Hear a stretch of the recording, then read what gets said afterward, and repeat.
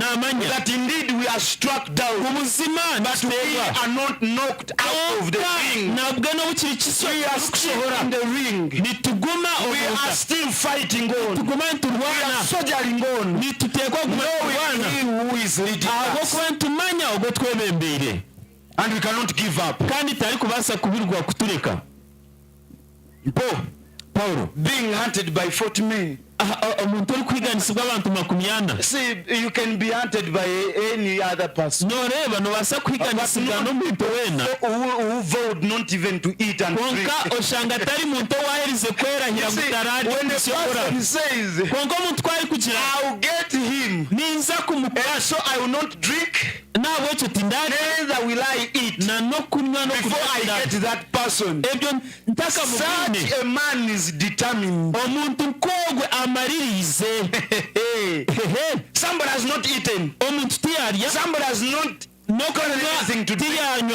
But he has vowed, I will not do it.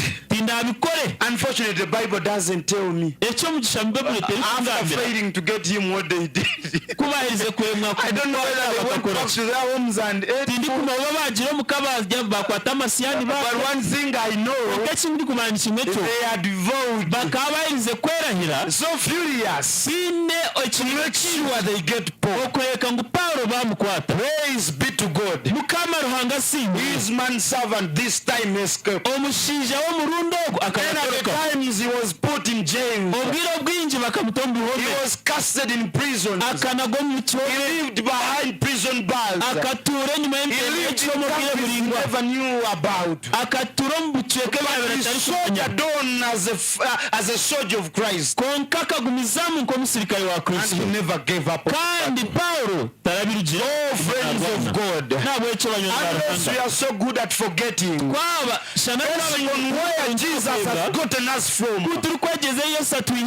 basing on what He has done in our lives,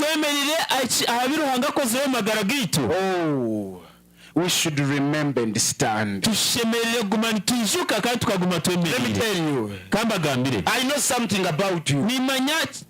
I know something about you. I know that this year has not been easy for you. But I hear you bought a new shoe.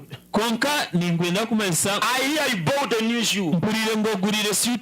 I heard you bought a piece of land. It is true that the year has not been easy for you. But I hear you done with your senior. I hear, yes, COVID came. And you started your for 7 years. But I know that you've done your exams now. I hear something about you. That yes, you survived an accident. There is something I hear about you. That days came and you lacked food. But when I see you here smiling, I glorify my God. I know that you've had battles in your life, that you are even transferred from your mother country to Uganda as a refugee. But now that you are here, you have a hope. You have a hope. I've heard a lot about you. I've heard how you are disappointed by a certain young man. Down and you nearly died. But here you are, my sister. My brother, I know. I hear that you paid for a young girl a tuition to study. And after her studies, she rejected you. Oh, I hear.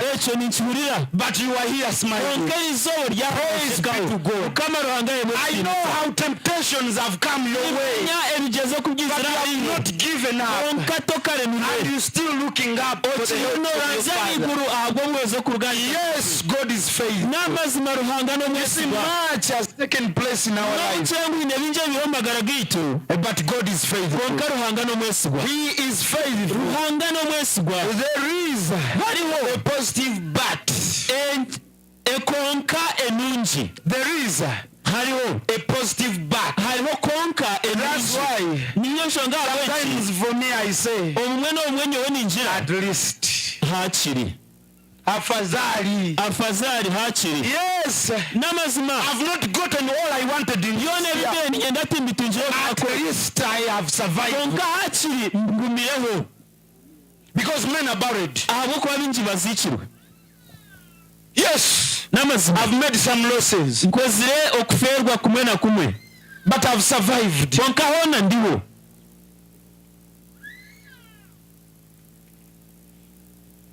In those days of COVID-19, I had a sick brother. My brother had dared to try several physicians. He tried all the remedies, but none could heal him. We took him to different hospitals until they called me from Masaka that we are sending you an older brother in Kampala, that you may also try to take care of him. During curfew, during lockdown, they sent me a sick brother. Seeing him from afar, it was so terrible. He had turned to be so slim. I cried and shed tears. It was so terrible. And when we tried different hospitals, we found out that it was hepatitis B. And you see, I had interactions with him, not knowing it was hepatitis B,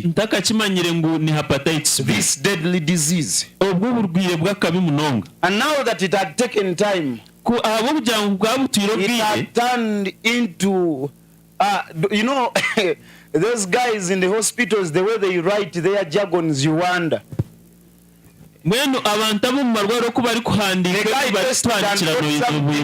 Something carcinoma. Carcinoma. I went to the internet, asked Mr. Google, and I gotten to know that it was cancer. I never told him. But always he could cry in the night. He could tell me I'm going to die, but pray for me. Take care of my son. See, a brother whom I was left with when my mother died. The guy is to an extent of surrendering. You see, my brother sacrificed a lot for me.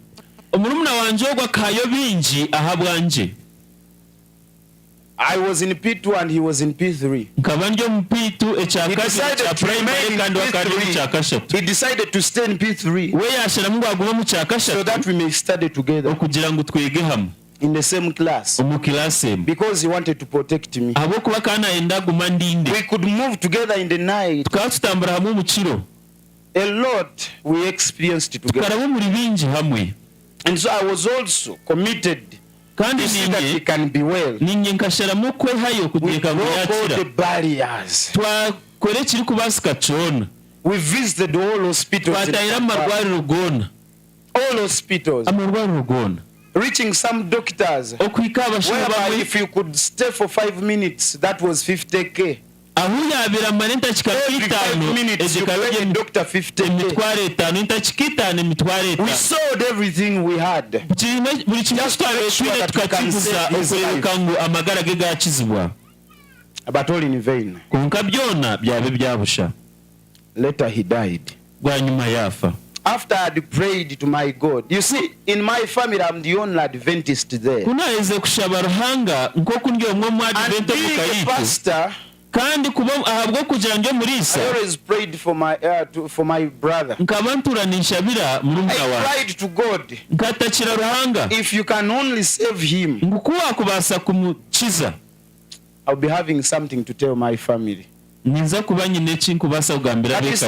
he died, he had told my sister that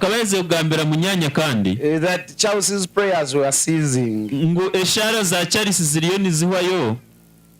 My sister called me and told me, Haman has told me Hamani yangira no longer praying for him the way you used it to. Ngo tokimushabira nko kwabiri mushabira. The fact is I was tired of praying. Ekyo kubanza nkana ekiri kumanisa kana heze kuruhunda kushaba. Tell God. Abo kwatare ekintaragambira ruhanga. Nothing. Tikiriho.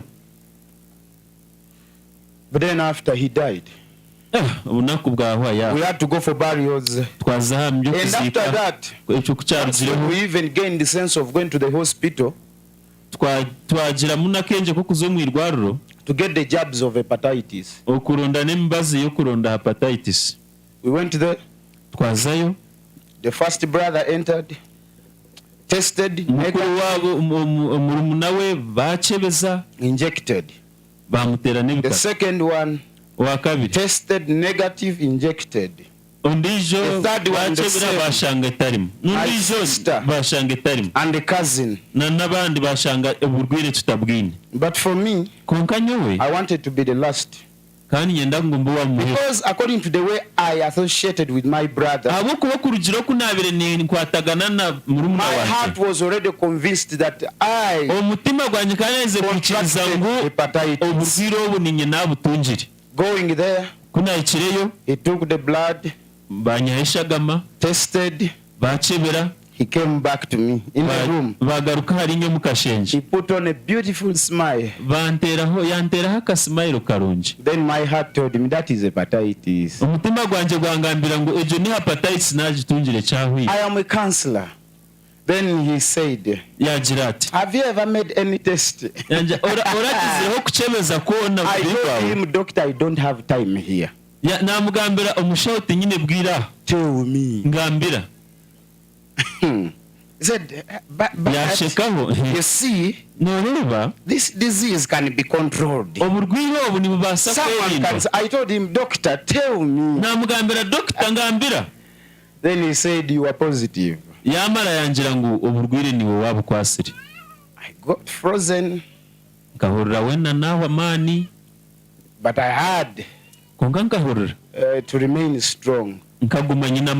Now that we had taken time in the room,